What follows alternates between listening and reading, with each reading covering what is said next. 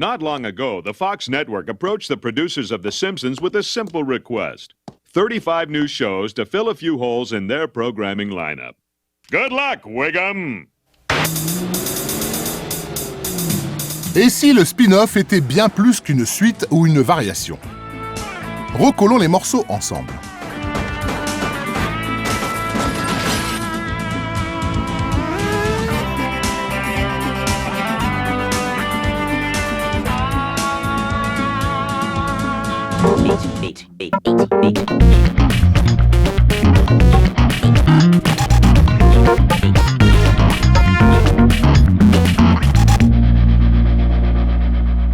Dory? Yes? Dory? Yes. You and I were friends! No. It was so much fun because I'd tell you a story and then you'd completely forget about it and then I'd get to tell it to you over and over again. 13 ans après le monde de Nemo, Andrew Stanton et le studio Pixar nous invitent à réembarquer, sur les traces de Dory cette fois, dans une aventure située 6 mois après le premier volet. This is a rebellion, isn't it? I rebel. Une suite, bien sûr, mais surtout un spin-off, comme le seront les futurs volets de Star Wars Anthology, l'épisode Rogue One ou l'épisode consacré à la jeunesse de Han Solo. What will you become? Un spin-off, en fait, c'est une production qui est dérivée. C'est en gros une série qui existe. Alors on peut prendre soit un personnage qui est issu de cette série-là, ou on peut implanter un personnage pour faire une deuxième série. Voilà, il y a une série mère et une série dérivée. Spin-off se traduit littéralement par « retomber ». Il s'agit de la conséquence d'un récit fondateur, mais pas forcément de sa continuité. Un exercice auquel la série TV se frotte depuis très longtemps.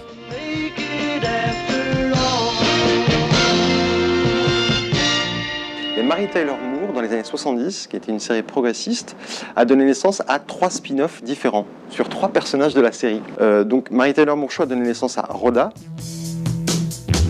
à Phyllis, et ensuite à Lou Grant. Et c'est, à mon sens, le seul exemple que j'ai en tête d'une série comique qui a donné naissance à une série dramatique, Lou Grant.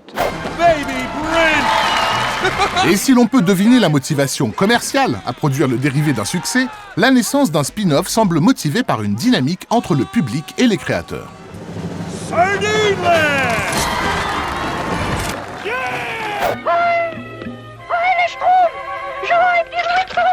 De même que les Schtroumpfs furent découverts au détour d'un épisode de Johan et Pierre-Louis, cette dynamique spin-offesque peut surgir dans des pays ou des genres où on ne l'attend pas. Témoin l'énorme succès en France de la saga L'Enfeust. Vous êtes tous pareils. La première série qui a rencontré vraiment le succès du public, c'était L'Enfeust de Troyes.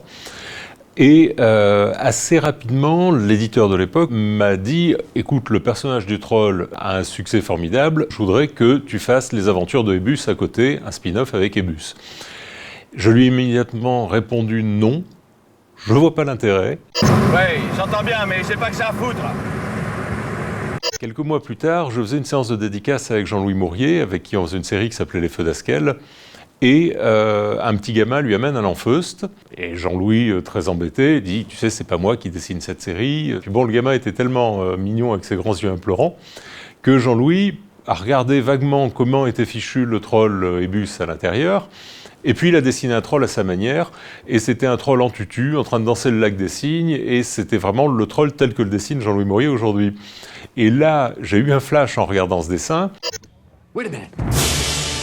Je me suis dit, ouais, là, il y a quelque chose à faire.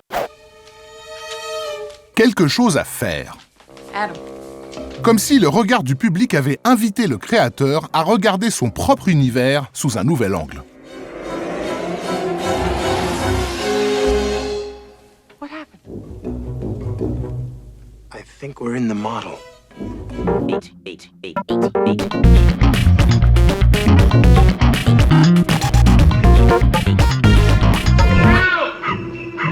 Somebody's taking my sleigh. Amber. Amber?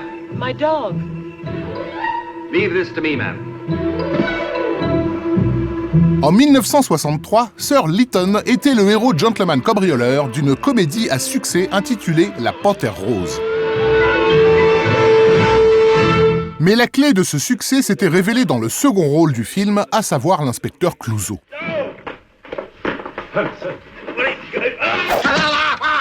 Ce que son acteur Peter Sellers a amené au film et à ses multiples suites, c'est un détournement de la note d'intention. Un affranchissement des codes que ce film originel était censé suivre. Alors, le spin-off pourrait-il être une forme d'évasion ? D'une certaine manière, Hercule, c'est une série mythologique, on va dire classique. Je sais que c'est pas vrai, mais disons qu'elle est classique. Xena, il n'y a pas plus bordélique. C'est comme si les producteurs et les scénaristes s'étaient dit à un moment donné, on va se faire plaisir et essayons de repousser les limites dès qu'on peut. You are a coward and a fraud. Only the real Xena knows how to use a chakra. Et effectivement, Xena, d'une certaine manière, est devenue plus populaire, plus intéressante, plus riche, plus tout que Hercule. Et c'est pour ça que Xena continue à vivre d'une certaine manière et qu'on a hâte de la revoir. And you feel that you've had quite enough.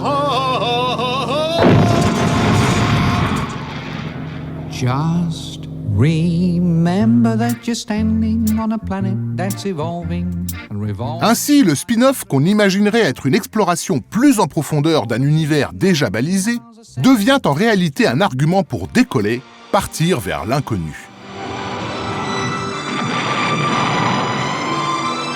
J'ai, dans les spin-offs, développé à un moment donné les légendes de Troie. En réalité, c'était pas du tout une collection pensée commercialement, c'était des albums que j'avais envie de faire avec des auteurs séparés. Au lieu d'avoir des albums qui, dans une librairie, vont se perdre et être isolés dans des bacs différents, autant coller le même bandeau sur tous les albums, mais c'était qu'un prétexte. L'univers n'était qu'un prétexte. Le jour où on fait gagner des sous à son éditeur, on fait ce qu'on veut, il vous fout la paix.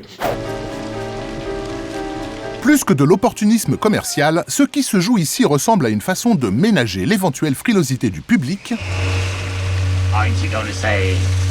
et de lui offrir un point de départ rassurant pour l'inviter à se risquer à l'aventure. Come on, bucko. Don't you want a balloon? C'est ainsi qu'une saga aussi emblématique que Star Trek s'est construite sur des décennies. Father.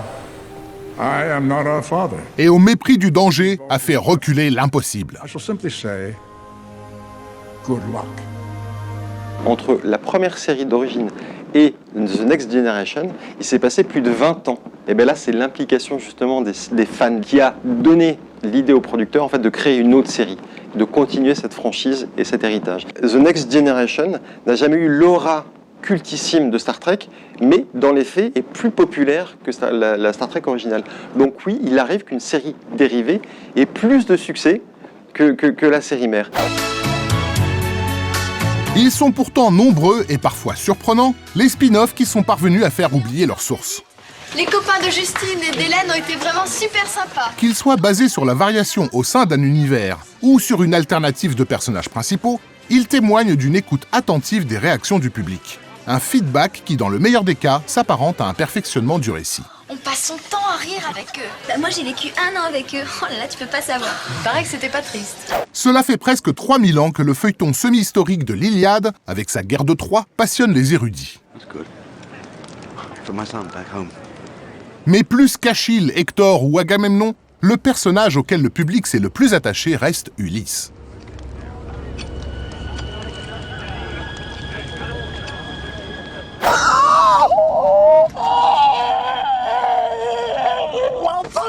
Et c'est bien l'Odyssée, le spin-off centré sur Ulysse, avec ses cyclopes ou ses sirènes tentatrices, qui berce depuis les artistes et inspire toutes les variations, preuve qu'au lieu de nous enfermer dans un univers donné, le spin-off nous autorise bien à appréhender l'inconnu. Plus qu'une retombée en fait, une prise d'élan.